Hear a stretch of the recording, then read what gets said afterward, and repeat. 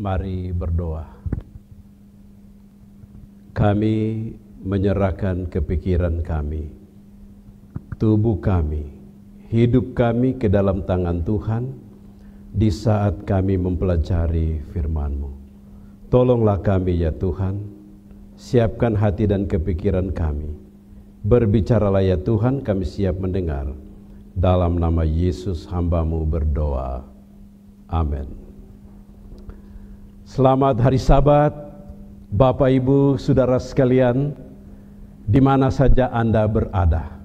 Apakah Anda berada dalam mezbah keluarga ataupun dalam berbagai kelompok-kelompok lainnya? Puji Tuhan, Sabat ini kita memasuki satu Sabat yang lain di dalam perjalanan kehidupan kita. Setiap Sabat yang kita jalani, kita selangkah kepada kedatangan Yesus. Yesus datang segera. Sudahkah saudara bersedia? Bapak Ibu Saudara sekalian, pada hari Sabat ini saya ingin mengajak kita sekalian untuk terus mempelajari firman Tuhan yang berkaitan erat dengan tema kita Corona, Christ our righteousness of all nations. Kristus kebenaran kita bagi segala bangsa. COVID-19, Christ our victory in this world. Kristus kemenangan kita di atas dunia ini. Dalam menghadapi wabah virus corona atau COVID-19, pengharapan kita satu-satunya adalah di dalam Yesus Kristus yang akan membenarkan kita dan akan memenangkan kita. Sebelum kita membuka lembaran firman Tuhan untuk mempelajarinya, saya ingin mengajak para orang tua untuk pastikan bahwa semua anggota keluarga ada bersama-sama dalam mezbah keluarga pada ibadah Sabat ini, dan setiap anggota keluarga ada memiliki Alkitab untuk dipelajari manakala kita membuka lembaran firman Tuhan untuk mempelajarinya. Topik pembahasan kita pada saat ini adalah Corona KJ 3228 atau COVID-19 KJ 3228. Ayat tema yang saya pilih untuk kita renungkan pada hari Sabat ini terambil dari Kejadian 32 ayat yang ke-28 sebagaimana telah dibacakan tadi. Mari Bapak Ibu Saudara sekalian, para orang tua, orang muda dan anak-anak, kita buka Alkitab di dalam Kejadian 32 ayat yang ke-28. Izinkan saya untuk membacakannya sekali lagi. Lalu kata orang itu, namamu tidak akan disebut lagi Yakub, tetapi Israel, sebab engkau telah bergumul melawan Allah dan manusia, dan engkau menang. Engkau telah bergumul melawan Allah dan manusia, dan engkau menang. Namamu tidak lagi disebut Yakub, tetapi Israel. Mengapa? Karena engkau telah bergumul melawan Allah dan manusia. Dan apa yang terjadi? Dan engkau menang. Untuk memahami Kejadian 32 ayatnya yang ke-28, Bapak Ibu Saudara sekalian, kita harus kembali ke bagian pasal-pasal sebelumnya, yaitu pasal 27, pasal 28, pasal 29, pasal 30, pasal 31, pasal 32, dan kita maju selangkah pasal 33. Kita baca semua pasal-pasal ini, barulah kita dapat mengerti dengan sesungguhnya ayat tema kita pada hari Sabat ini yang berbicara tentang namamu tidak lagi disebut Yakub tetapi Israel, karena engkau telah bergumul dengan Allah dan manusia, dan engkau menang. Pasal-pasal ini berbicara tentang kehidupan seorang abdi Allah yang bernama Yakub, yang dimulaikan dengan dosa yang dilakukan olehnya dan pengembaraan perjalanan kehidupannya selama 20 tahun serta kerinduan untuk kembali ke rumah Bapa di masa sesudah pengembaraan ini. Pasal-pasal ini juga saya bisa katakan bahwa berbicara tentang walaupun dia berbuat dosa, dia menyimpan dosa, tetapi Tuhan terus mengikuti dan memberkati dia. Pasal-pasal ini juga berbicara tentang pertobatannya yang merupakan perubahan karakter yang boleh menjadi pengalaman setiap manusia dalam pergumulan melawan dosa di atas dunia ini. Bagian pertama, saya ingin berbicara tentang 3 aspek yang dihadapi oleh Yakub. Pertama, Yakub adalah seorang pendosa. Kejadian 32 ayat 22 sampai 32. Dan pasal-pasal sebelumnya juga berbicara tentang dia adalah pendosa. Paling kurang dosa yang pertama adalah dia ingin akan hak kesulungan. Kemudian dosa yang kedua adalah dia berdusta. Bahkan di dalam dustanya ini dia menggunakan nama Tuhan untuk berdusta. Kemudian dia juga melakukan kesalahan-kesalahan lainnya. Dia tidak menghormati orang tua, melanggar hukum ke-5, melanggar hukum ke-10, melanggar hukum ke-7, melanggar hukum pertama, hukum kedua. Dia tidak menghormati Tuhan yang telah memberkati kehidupannya. Jadi, Yakub adalah seorang pelanggar hukum. Walaupun demikian, Tuhan senantiasa bersama-sama dengan dia. Kalau kita lihat dosa-dosa yang dia lakukan, dia berdosa, dia menipu bapaknya. Berapa kali dia menipu bapaknya? Pada waktu bapaknya memastikan kembali bahwa dia ini adalah Esau, ditanyakan kembali pertanyaannya, beberapa kali dia katakan dia berdusta dalam hal seperti ini. Lalu bapaknya juga katakan, cepat sekali engkau pergi memburu dan membuat masakan ini. Dia katakan, karena Tuhan menyertai saya di dalam semua ini. Padahal dia berdusta menggunakan nama Tuhan. Siapa yang menyertai dia dalam membuat makanan yang dibawa dan diberikan kepada ayahnya? Itu adalah ibunya, bukan Tuhan. Berani berdusta menggunakan nama Tuhan. Faktor yang kedua. Jadi faktor pertama tadi, Yakub adalah seorang berdusta, seorang pendosa, melanggar hukum Tuhan. Faktor yang kedua adalah dosa membawa kepada kematian. Yakub tahu dosa membawa kepada kematian. Dan sesudah pengembaraannya 20 tahun, pada waktu dia kembali, hatinya tergetar, perasaan takut datang dalam kehidupannya, bahwa dosa yang dilakukannya 20 tahun lalu ini akan membawa kematian kepada boleh jadi dirinya, boleh jadi istri-istri dan anak-anaknya. Dan dia sadari betul dosa membawa kepada kematian. Seorang penulis Kristen bernama Ellen Goldwhite, penulis favorit saya, yang saya terus mempelajari, membaca buku-bukunya. Dalam bukunya Alfa dan Omega jilid 1 halaman 224 mengatakan sebagai berikut. Berbicara tentang sesudah 20 tahun pengembaraannya, dalam perjalanan pulang ke rumah, rasa takut dan beban dosa ini masih terbawa dalam kehidupannya. Apabila bukit-bukit yang ada di kampung halamannya nampak di kejauhan, hatinya merasa sangat terharu. Segala masa lalunya timbul di dalam ingatan.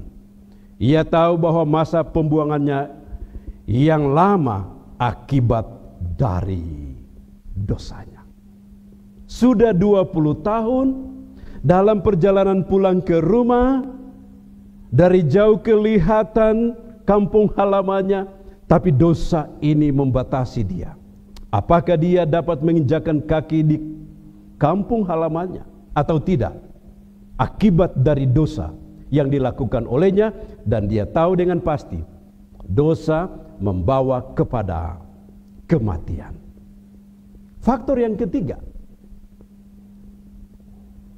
walaupun dosa membawa kepada kematian, Kejadian 32 ayat 1, bagaimana Allah menyatakan kasih-Nya. Yakub melanjutkan perjalanannya, lalu bertemulah malaikat-malaikat Allah dengan dia. Ayat 32, ketika Yakub melihat mereka, berkatalah ia, inilah bala tentara Allah, sebab itu dinamainya tempat itu Mahanaim. Bala tentara Allah. Hal yang sama ditemukan oleh Yosua sebelum pergi menyerang kota Yeriko di malam hari. Yosua bertemu dengan bala tentara Allah, kepala bala tentara Allah. Yosua tanyakan, lawankah atau musuh? Bertemu dengan kepala pasukan surga. Dan Yakub mengalami situasi yang sama. Sementara dia sadari bahwa dosanya ini membawa kepada kematian kekal dalam keadaan takut, dia bertemu dengan dua pasukan malaikat menurut beberapa komentator Alkitab, yang menyatakan kepada dia bahwa Allah hadir di dalam kehidupannya dan Allah rindu dia melakukan sesuatu bagi dirinya. 20 tahun yang lalu Allah juga menyatakan diri kepadanya. Pada waktu dia sadari akibat daripada dosanya, dia lari tinggalkan orang tuanya, ayah dan ibunya, tinggalkan saudara laki-lakinya Esau, tinggalkan kampung halamannya, membawa beban dosa. Suatu malam dia tertidur. Dalam mimpi, dia melihat ada tangga yang menjulang sampai ke surga. Malaikat turun naik. Dan di dalam mimpi itu dia melihat Allah datang. Allah memberikan janji kepada dia. Sesudah Allah memberikan janji kepada dia, dia buat natsar dengan Tuhan.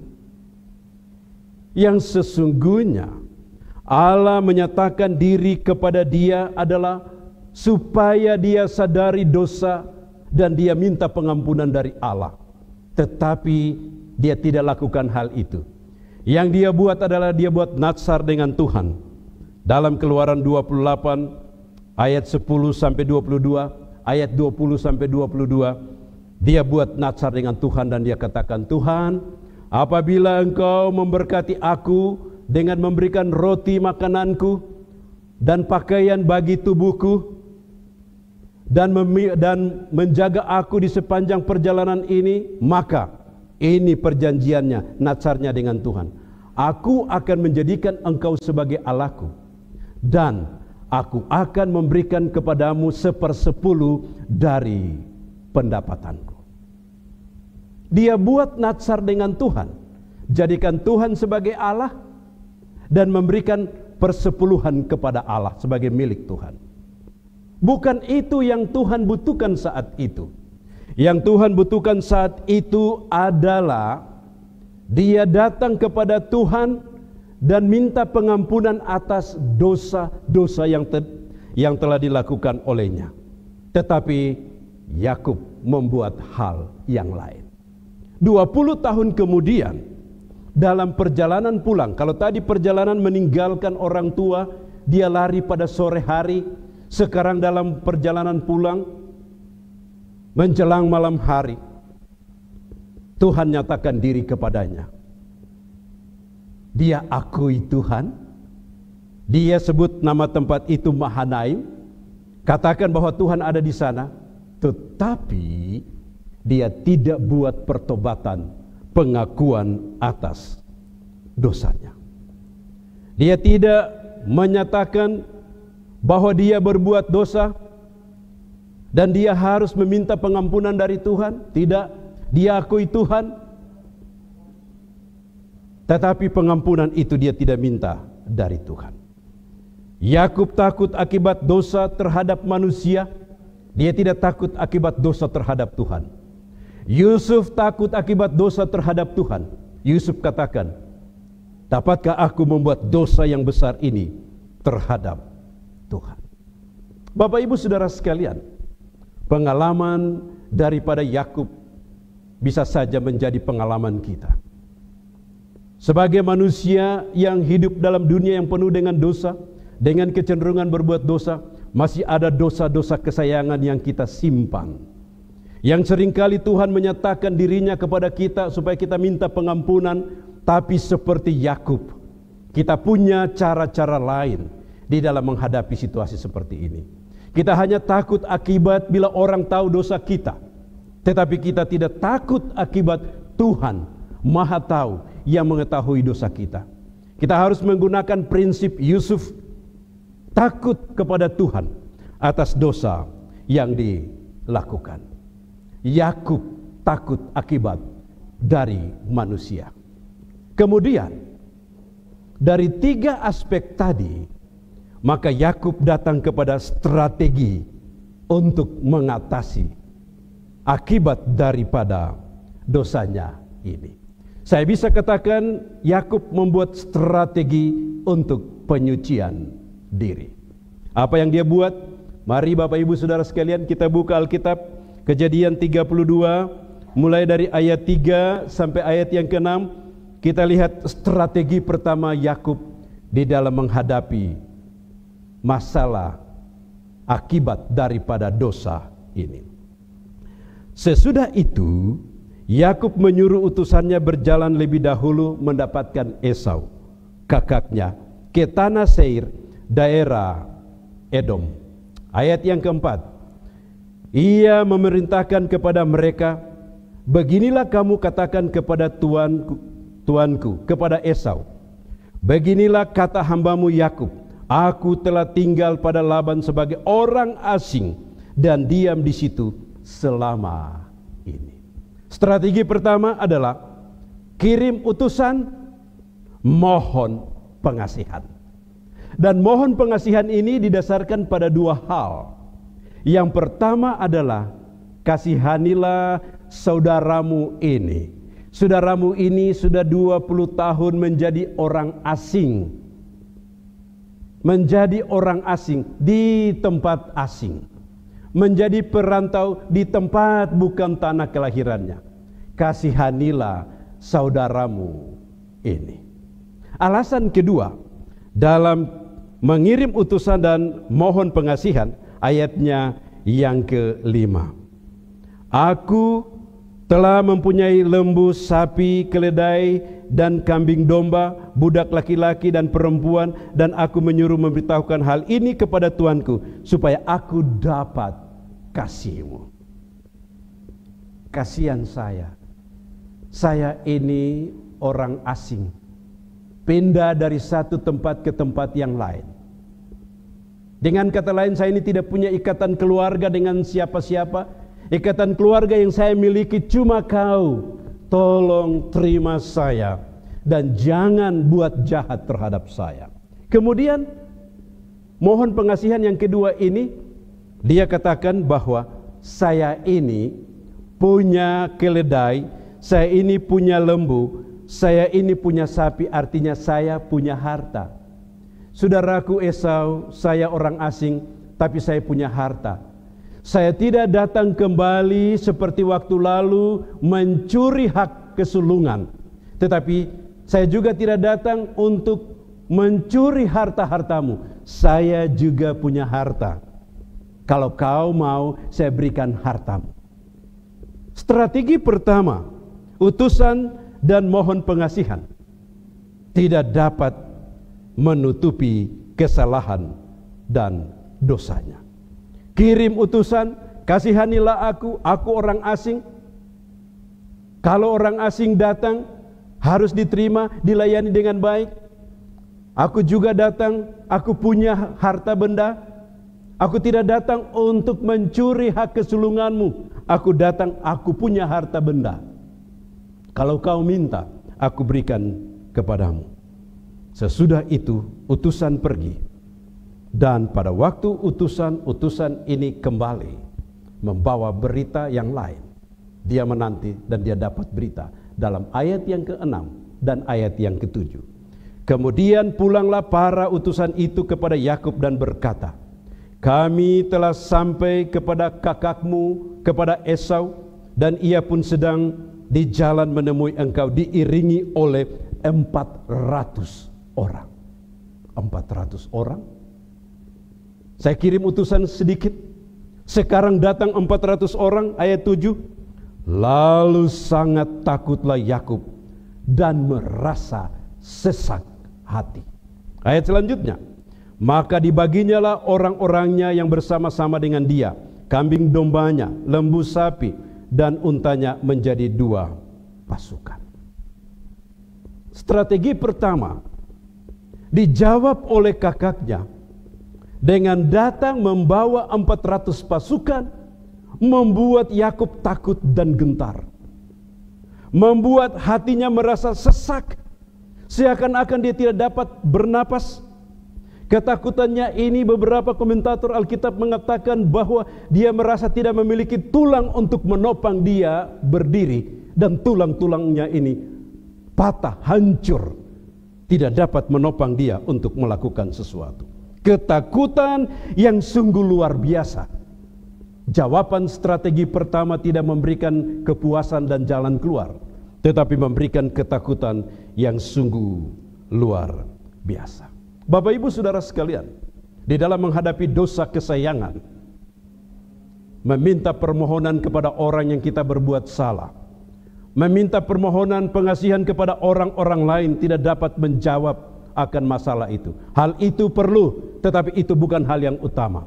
Hal yang utama adalah meminta pengasihan, permohonan, dan menunjukkan pertobatan kepada Tuhan. Apapun kondisi kita, kita harus datang kepada Tuhan, karena Christ, our righteousness of all nations. Kristus adalah kebenaran kita bagi segala bangsa. Kristus telah datang di atas dunia ini, mati, dan memberikan kemenangan kepada kita, COVID-19. Dalam konteks itu, kita tidak boleh menggunakan strategi manusia seperti Yakub di dalam mengatasi masalah dosa. Penulis Kristen tadi, Ellen Goldwhite, dalam buku yang sama halaman 225 mengatakan, tetapi hamba itu kembali dengan satu kabar bahwa Esau akan datang menemuinya dengan disertai 400 orang, dan tidak ada jawaban yang diberikan sebagai salam persahabatan. Sekarang sudah pasti bahwa ia datang untuk mengadakan pembalasan. Kegentaran mencekam kemah-kemah Yakub, lalu sangat takutlah Yakub dan merasa sesak hati, tidak bernapas, sama dengan salah satu tanda akibat daripada virus corona ini. Tidak bisa bernapas dengan baik. Ini bila kita pelajari lebih dalam mengatakan bahwa dia napas itu putus-putus, saluran napasnya itu sudah dipeleh, tidak bisa bernapas dengan baik. Rasa takut yang sungguh luar biasa. Rasa takut ini terjadi oleh karena ada 2 hal yang dia sadari di sana. Bahwa secara horizontal hubungannya dengan saudaranya ini tidak beres. Secara vertikal hubungannya dengan Tuhan tidak beres. Bapak Ibu Saudara sekalian, pada waktu hubungan kita dengan saudara-saudara kita tidak beres, pada waktu hubungan kita dengan Tuhan kita tidak beres, ada beban yang kita alami, ada sesak napas yang kita alami, ada rasa tak berdaya yang kita alami. Dalam konteks itu, Kristus kebenaran kita, bawa semua masalah kita kepada Dia. Dia akan memberikan jalan keluar. Sesudah strategi pertama tidak berhasil, Yakub datang kepada strategi kedua. Kejadian 32 ayat 9 sampai ayat yang ke-12. Berbicara atau berdoa kepada Allah. Kalau tadi kirim utusan dengan minta pengasihan dan tunjukkan bahwa dia tidak akan mencuri lagi atau mengambil harta daripada saudaranya. Sekarang dia berdoa kepada Tuhan. Ayat 9 sampai ayat 12 saya tidak akan bacakan, tapi saya akan ringkaskan. Ada 5 hal yang dia buat di dalam doanya ini. 5 pokok doa yang didoakan. Tadi banyak sekali ya pokok doa yang didoakan. Tapi Yakub sesudah strategi pertama tidak bisa, strategi kedua dia berdoa kepada Tuhan dengan membawa 5 pokok doa. Pokok doa yang pertama, ayat 9, dia menuntut janji Tuhan. Dia tuntut janji Tuhan. Tuhan yang berjanji memberkati dia, Tuhan yang berjanji memelihara dia, dia tuntut. Kemudian ayat yang ke-10, dia mengakui kemurahan dan kebaikan Tuhan. Tuhan, Engkau ini Allah yang maha murah. Engkau ini Allah yang baik. Dia akui itu. Kemudian pokok yang ketiga, dia mengakui bahwa Tuhan sumber berkat dan Tuhan memberkati dia. Ayat 10. Tuhan, Engkau sumber berkat, Engkau telah memberkati aku. Kemudian ayat 11, dia mohon perlindungan dan kelepasan dari mara bahaya. Tuhan, lindungi saya, lindungi keluargaku. Lepaskanlah aku dari mara bahaya kakakku ini. Dan yang kelima, dia ulang lagi janji Tuhan di masa lalu. Dari 5 pokok doa ini penting, tapi ada kehilangan satu pokok doa yang dia tidak sampaikan di sini. Itulah sebabnya perasaan takut terus mengikuti dia. Adalah doa mengakui dosa dan minta pengampunan dari Tuhan. Dia tuntut janji Tuhan, dia akui kemurahan dan kebaikan Tuhan, dia mengakui berkat Tuhan, dia mohon perlindungan dari Tuhan terhadap dirinya, dia mengulangi janji Tuhan, tapi dia tidak berdoa mengakui bahwa 20 tahun lalu Tuhan saya sudah berdusta, saya sudah melakukan dosa, ampuni saya. Dia tidak mintakan itu. Sesudah itu dia tunggu-tunggu. Sesudah berdoa, strategi kedua tidak berhasil. Saudara, seringkali strategi kedua dari Yakub dalam menghadapi masalah dosa ini kita buat di dalam kehidupan kita.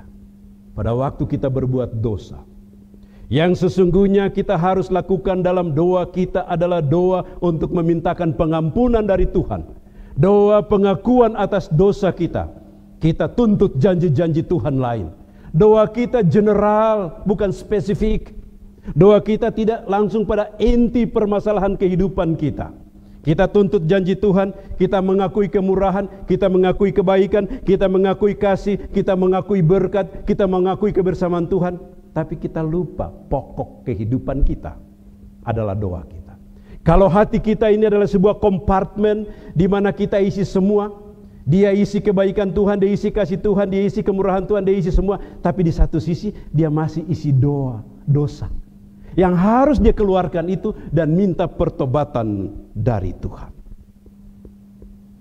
Sesudah strategi kedua tidak jadi, dia pindah kepada strategi ketiga.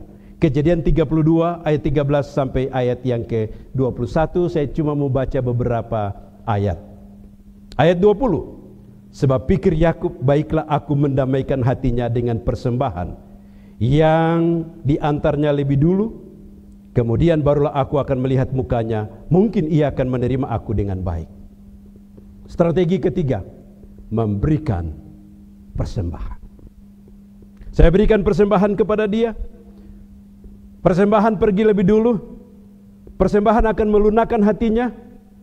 Persembahan akan membuat dia mengampuni kesalahan saya. Dan persembahan akan mendamaikan saya dengan kakak saya. Bagi Yakub strategi ketiga, pendamaian dibeli dengan harta. Bagi Yakub strategi ketiga, pengampunan dibayar dengan harta.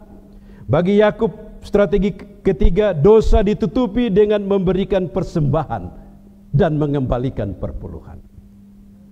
Bapak, Ibu, Saudara sekalian, strategi Yakub ini juga seringkali menjadi kebiasaan kehidupan umat-umat Tuhan. Perpuluhan dan persembahan saya pergi ke gereja. Saya boleh tidak setia pergi ke sabat, yang penting perpuluhan dan persembahan saya pergi. Mereka akan mendamaikan hubungan saya dengan Tuhan. Tidak, saudaraku. Seringkali kita katakan bahwa biar saja saya tinggal di rumah, yang penting saya baca Alkitab. Saya tidak suka dia di gereja, jadi saya tidak mau ke gereja. Di rumah sudah cukup. Saya punya perpuluhan dan persembahan, sudah pergi ke gereja. Itu tidak dapat menyucikan kita dari dosa kita.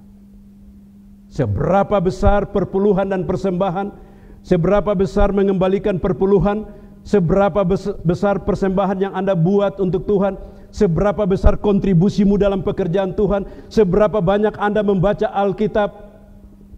Tapi kalau Anda tidak meminta pengampunan atas dosamu, dosamu tidak pernah akan diampuni.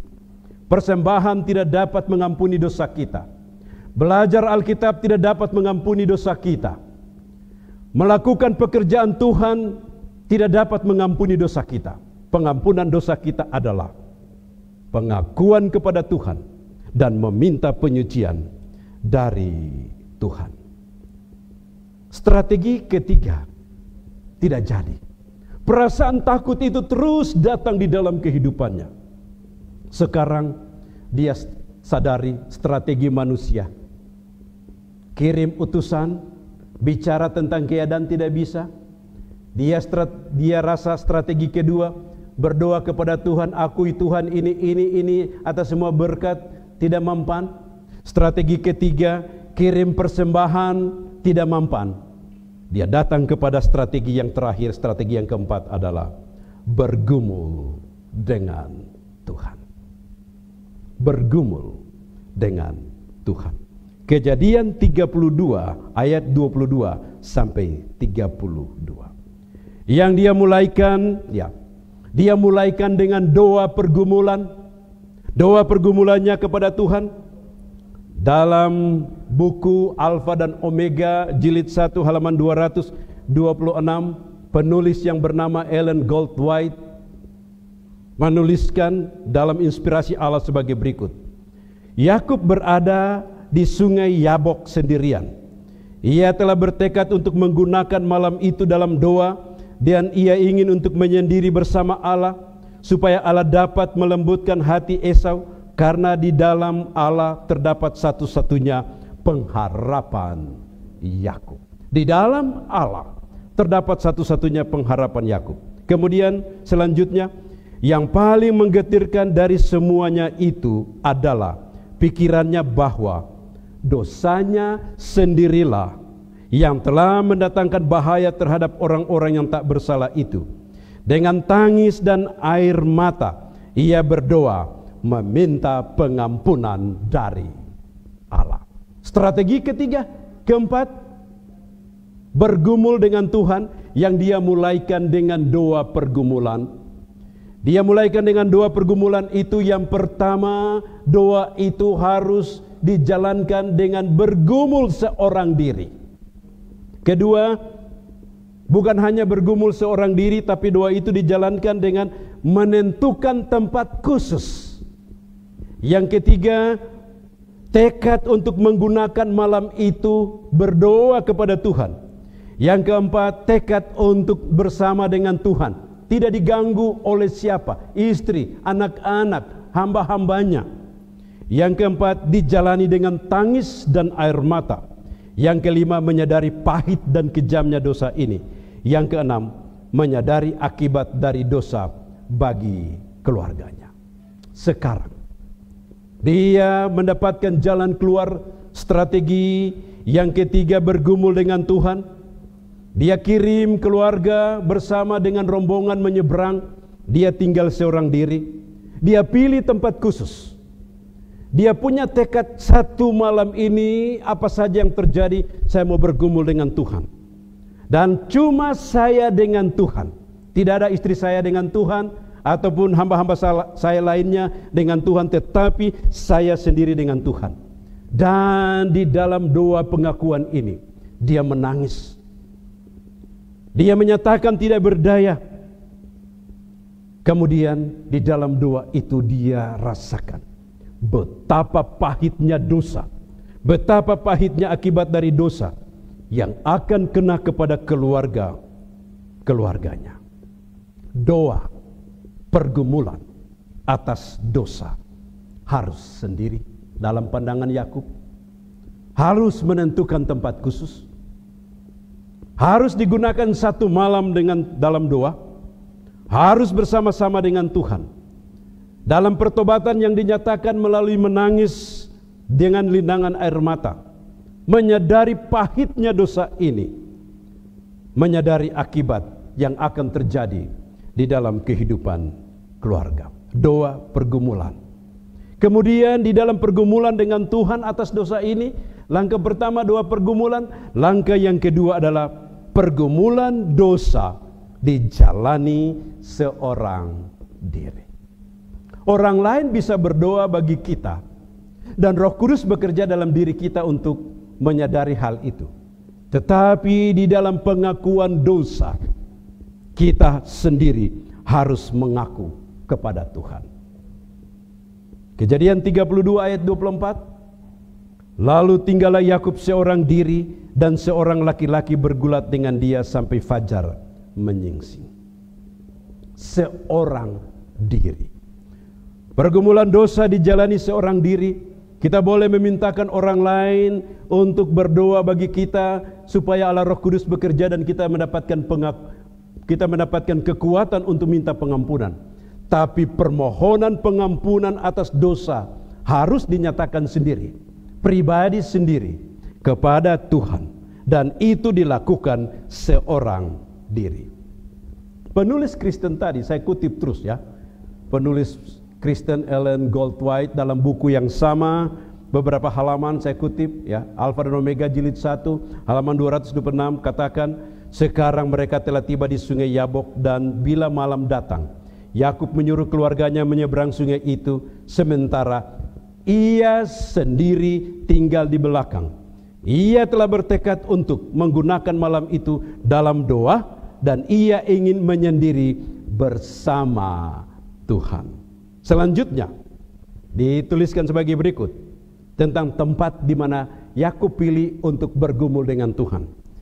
Ini terjadi di satu tempat yang sunyi dan bergunung, tempat tinggal binatang buas, dan tempat di mana perampok dan pembunuh mengintai mangsanya, terpencil dan tanpa perlindungan.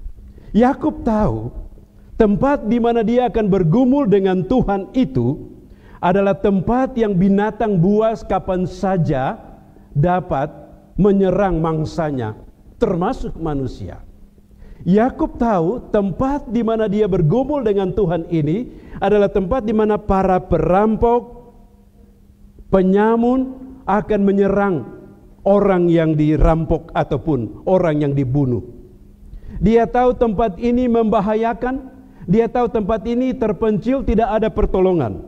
Tetapi apapun tempat yang membahayakan, bagi dia adalah komitmen dia untuk bergumul dengan Tuhan di dalam pengakuan dosa yang telah dipikul selama 20 tahun dalam kehidupannya.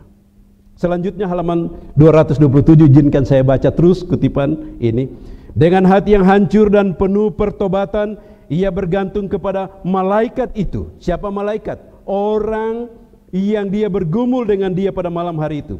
Dan ia menangis dan memohon belas kasihan, memohon satu berkat. Ia harus memperoleh satu jaminan bahwa dosanya diampuni. Ini poin. Ini poin yang dia cari selama ini. Berbagai strategi tidak kena pada poin ini. Sekarang ini dia bergumul dengan seseorang, menggunakan segala kekuatannya, dan dia mau untuk mendapatkan pengampunan dari Tuhan atas dosanya, supaya dia bisa pulang ke kampung halamannya. Bapak, Ibu, Saudara sekalian, bisa saja pengalaman Yakub menjadi pengalaman kita. Ada dosa-dosa tersembunyi yang kita simpan, dosa-dosa kesayangan yang suami tidak tahu, hanya istri yang tahu. Istri tidak tahu, hanya suami yang tahu. Orang tua tidak tahu, hanya anak yang tahu. Yang sering membebani perjalanan kehidupan kita. Ada banyak strategi yang kita gunakan untuk tetap membungkus akan dosa ini. Tetapi beban hidup kita terus berat. Waktu kita datang kepada Tuhan, kita datang dengan strategi kita seperti Yakub yang tidak memberikan jawaban. Tapi strategi terakhir Yakub adalah bergumul dengan Tuhan, bergumul seorang diri, bergumul dengan Tuhan menggunakan waktu khusus, tempat khusus, meminta pengampunan dari Tuhan, merasakan pertobatan yang sesungguhnya. Kalau 20 tahun sebelumnya di Betel Tuhan datang supaya Yakub meminta pengampunan, Yakub tidak buat itu.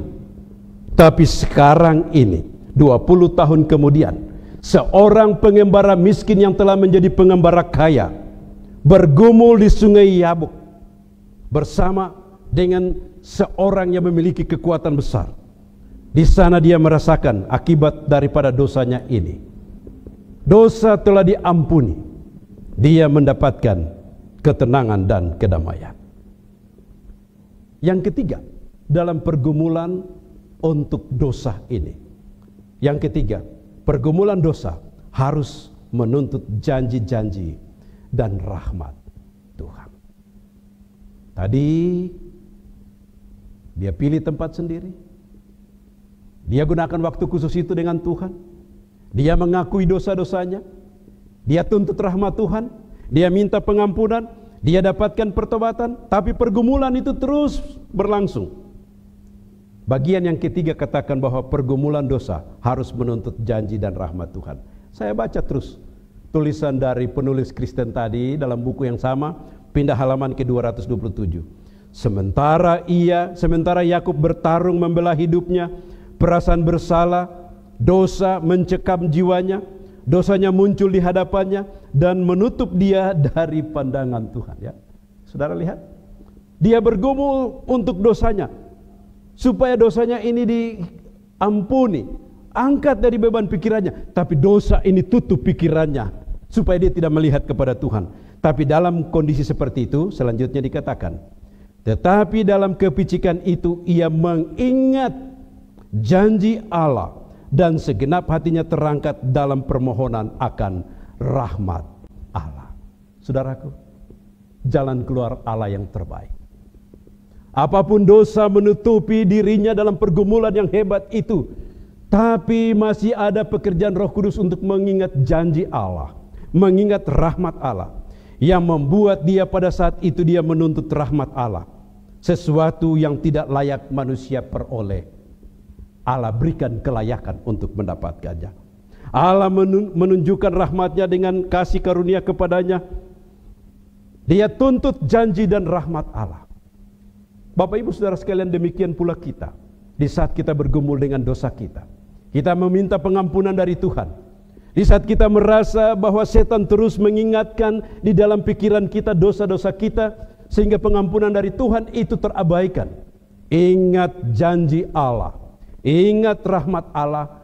Allah katakan, aku akan membuat dosamu sejauh timur dari barat. Jaminan pengampunan dari Allah itu pasti. Kejadian 3 ayat 32, ayat 22 dan 24. Lalu tinggallah Yakub seorang diri, dan seorang laki-laki bergulat dengan dia sampai fajar menyingsing. Ketika orang itu melihat bahwa ia tidak dapat mengalahkannya, ia memukul sendi pangkal paha Yakub, sehingga sendi pangkal paha itu terpelecok ketika ia bergulat dengan orang itu. Siapakah orang itu? Lalu ayatnya yang ke-26, lalu kata orang itu, biarkan aku pergi karena fajar telah menyingsing. Sahut Yakub, aku tidak akan membiarkan engkau pergi jika engkau tidak memberkati aku. Ayat 27, bertanyalah orang itu kepadanya, siapakah namamu? Sahutnya Yakub. Pada waktu dia berdusta dengan ayahnya, ayahnya katakan, siapa engkau? Saya ini Esau, anakmu. Berdusta. Sekarang malaikat tanya sama dia, siapa namamu? Nama saya Yakub. Dulu identitasnya dia sembunyikan karena dosa. Sekarang identitasnya dia nyatakan, saya Yakub. Yakub yang artinya penipu, Yakub yang artinya pendusta. Malaikat itu katakan kepadanya, namamu akan diganti dengan Israel, pemenang. Israel Allah yang berperang dan memberikan kemenangan. Namamu tidak akan lagi disebut Yakub tetapi Israel, ayat 28, sebab engkau telah bergumul melawan Allah dan manusia dan engkau menang. Seventh-day Adventist International Bible Commentary dalam buku Kejadian halaman 374 katakan, perubahan nama ini adalah satu tanda bahwa dia telah diampuni dosanya dan telah mendapatkan perubahan karakter atau transformasi karakter. Kemudian selanjutnya dalam buku yang sama menuliskan makna teologi dari peristiwa ini sebagai berikut, bahwa kualitas hubungan Yakub dengan Tuhan bergantung kepada kualitas hubungannya dengan sesama manusia. Saudara, ini poin lain yang diberikan di sini adalah hubungan kita dengan Tuhan ditentukan oleh hubungan kita dengan manusia. Hubungan kita dengan manusia ditentukan oleh hubungan kita dengan Tuhan. Kalau kita katakan bahwa hubungan kita dengan Tuhan itu baik, itu akan nyata dalam hubungan kita dengan manusia. Dan kalau kita katakan bahwa hubungan kita dengan manusia itu baik, itu akan nyata dalam hubungan kita dengan Tuhan. Kemudian makna teologi yang kedua adalah namanya disebut Israel, artinya pemenang atau Allah yang akan berperang memberikan kemenangan. Itulah sebabnya Paulus tuliskan dalam 2 Korintus 2 ayat 10 bahwa jika aku lemah, aku menjadi kuat. Siapa yang memberikan kekuatan? Filipi 4 ayat 13. Segala perkara dapat kutanggung di dalam Dia yang memberikan kekuatan kepadaku. Siapakah orang itu? Bapak Ibu Saudara sekalian, mohon beberapa menit ke depan saya mau terangkan siapa itu orang yang bergumul dengan Yakub. Mengapa disebut engkau telah menang? Karena engkau di dalam pergumulan engkau melawan Allah dan manusia, engkau menang. Seventh-day Adventist International Bible Commentary pada buku Kejadian halaman 372 katakan bahwa kata manusia, laki-laki itu is, memberikan penekanan bahwa orang itu sama seperti. Penekanan di sini orang itu sama seperti yang Yesaya tuliskan dalam Yesaya 53, hamba yang menderita, yang oleh bilur-bilurnya kita menjadi sembuh. Itulah laki-laki yang bergumul dengan Yakub. Kemudian dalam buku Daniel pasal 10 ayat 5, 8 ayat 11, orang yang sama itu yang menggunakan kain lenan, orang yang sama itulah yang menjadi kepala bala tentara surga, orang yang sama yang Daniel sebut dengan Mikael. Siapakah orang itu yang kekuatannya luar biasa, yang telah membuat sehingga pangkal paha Yakub sampai terpelecok? Siapa dia? Penulis Kristen Ellen Goldwhite dalam buku Alfa dan Omega jilid 1 halaman 227 katakan sebagai berikut. Yakub tahu bahwa dia sedang bergumul dengan pesuruh surga. Dan itulah sebabnya mengapa usahanya sampai melebihi usaha manusia itu tidak berhasil untuk memperoleh kemenangan. Itulah Kristus, malaikat perjanjian yang telah menyatakan dirinya kepada Yakub. Siapa dia? Kristus. Yakub bergumul dengan Kristus untuk dosanya. Hosea 12 ayat 4 sampai 7, Nabi Hosea tuliskan, di dalam kandungan ia menipu saudaranya, dan dalam kegagahan ia bergumul dengan Allah. Siapa yang menipu saudaranya? Yakub menipu Esau. Siapa yang bergumul dengan Allah? Yakub bergumul dengan Allah. Ayat 5, ia bergumul dengan malaikat dan menang. Dia menangis dan memohon belas kasihan kepadanya. Di Betel dia bertemu dengan dia. Siapa yang punya peristiwa di Betel? Yakub. Di sanalah dia berfirman kepadanya, yakni Tuhan Allah semesta alam, Tuhan namanya. Siapa laki-laki itu? Namanya adalah Tuhan. Dia adalah Yesus Kristus. Kemudian dia katakan, engkau harus berbalik kepada Allahmu, peliharalah kasih setiamu dan hukum, dan nantikanlah Allahmu setiap saat. Disinilah Yakub bergumul dengan Tuhan. 20 tahun yang lalu Allah menuntun dia supaya dia mengaku dosanya di Betel. Dia tidak mengaku dosanya. 20 tahun kemudian di Yabok, dia bertemu dengan Allah. Dia bergumul dengan Tuhan. Dia minta pengampunan dari dosanya, dan tanda pengampunan dari dosanya Tuhan katakan kepada dia, namamu tidak lagi disebut Yakub tetapi Israel. Namamu disebut pemenang. Engkau telah bergumul dengan Allah dan engkau menang. Bagian yang terakhir, mohon izin beberapa menit saya gunakan ke depan. Pergumulan memberikan kekuatan iman. Ayatnya yang ke-29, bertanyalah Yakub, katakan juga namamu. Tetapi sahutnya, mengapa engkau menanyakan namaku? Lalu diberkatinya Yakub. Ayat 30, Yakub menamai tempat itu Peniel, sebab katanya, aku telah melihat Allah berhadapan muka, tetapi nyawaku tertolong. Saudaraku, kita perlu bergumul dengan Tuhan atas dosa kita. Pergumulan yang memberikan kepada kita kepastian pengampunan. Allah senantiasa berada di sekitar kita dan mau mengampuni kita bila kita datang dan kita meminta pengampunan daripadanya. Hamba Tuhan yang sama dalam Alfa dan Omega jilid 1 halaman 227 katakan, rasa sakit pada tubuhnya tidak cukup untuk mengalihkan pikirannya dari tujuan tersebut. Tekadnya bertambah kuat, imannya lebih teguh dan lebih tabah sampai akhir.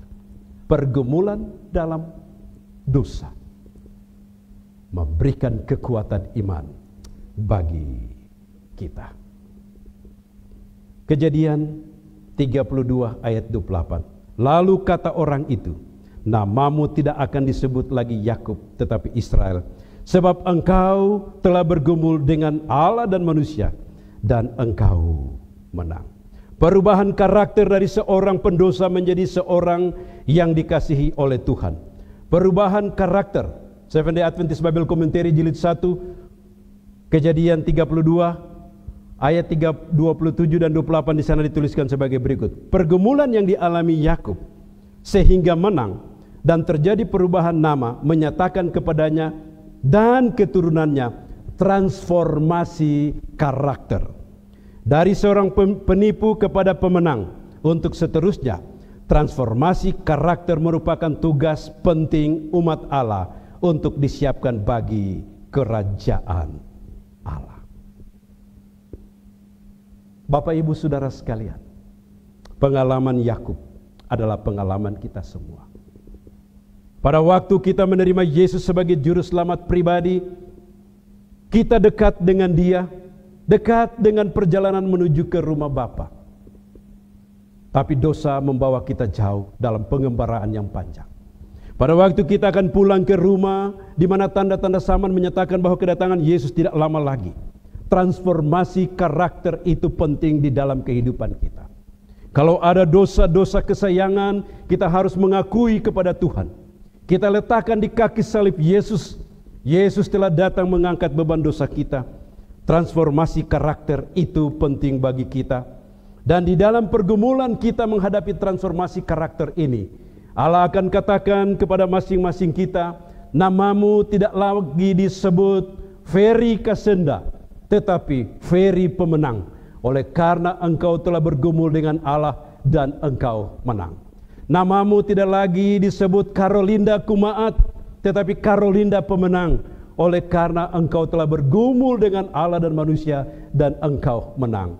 Namamu tidak lagi disebut David Bindosano, tetapi David pemenang, oleh karena engkau telah bergumul dengan dosa-dosamu dengan Tuhan, dan Tuhan memberikan engkau kemenangan.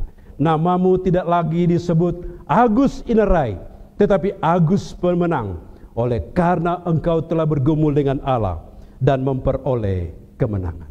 Di mana Anda berada? Hari ini Tuhan datang dalam masa krisis yang sementara kita hadapi ini. Jangan tambah krisis dosa di dalam kehidupan kita. Mari bawa beban kehidupan kita kepada Tuhan. Karena Kristus memberikan kemenangan kepada kita. Kristus membenarkan kita. Apakah Anda masih tetap menggunakan identitas nama yang lama? Namamu bukan lagi nama yang ditutupi oleh dosa. Tetapi namamu adalah nama baru, nama dari Tuhan yang memberikan jaminan transformasi karakter, dan engkau telah menang.